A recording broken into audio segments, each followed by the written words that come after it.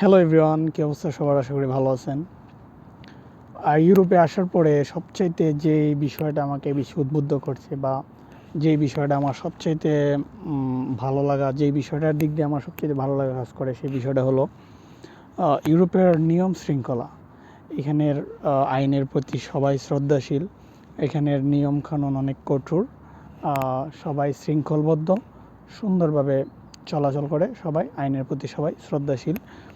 এখানে রাস্তাঘাটের যেই সিস্টেমগুলো এবং চলাফেরার যেই সিস্টেমগুলো, এই সিস্টেমগুলো খুবই সুন্দর। এখানের মধ্যে যেই রুলস দেয়া আছে, সবাই এই রুলসগুলো ফলো করে, কেউ রুলস ব্রেক করে না। যেমন আপনি রাস্তায় চলাফেরা করলে দেখবেন গাড়িগুলো খুব নিয়ম শৃঙ্খলাভাবে চলতেছে, রাস্তায় কোনো জ্যাম নাই, কোনো গ্যাদারিং নাই, সুন্দরভাবে সবাই গাড়ির মতো চলাফেরা করতেছে, মানুষের মতো চলাফেরা করতেছে। আবার সাইকেলের আলাদা রাস্তা আছে, সাইকেল চলাফেরা করতেছে।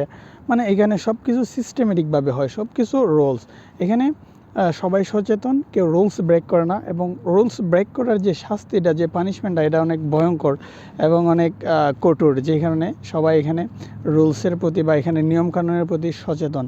এই জিনিসটা আমাকে খুবই উদ্বুদ্ধ করেছে, যে কারণে আমার খুবই ভালো লাগে। তাছাড়া আরও অনেক ভালো লাগার জিনিস আছে, এই জন্যই হয়তো মানুষ ইউরোপের জন্য পাগল, সবাই ইউরোপ আসতে চায়। তো বেস্ট অফ লাক। আপনার যদি ইউরোপ আসার ইচ্ছা থাকে, আপনি একদিন আসবেন। দোয়া রইল। আল্লাহ হাফেজ।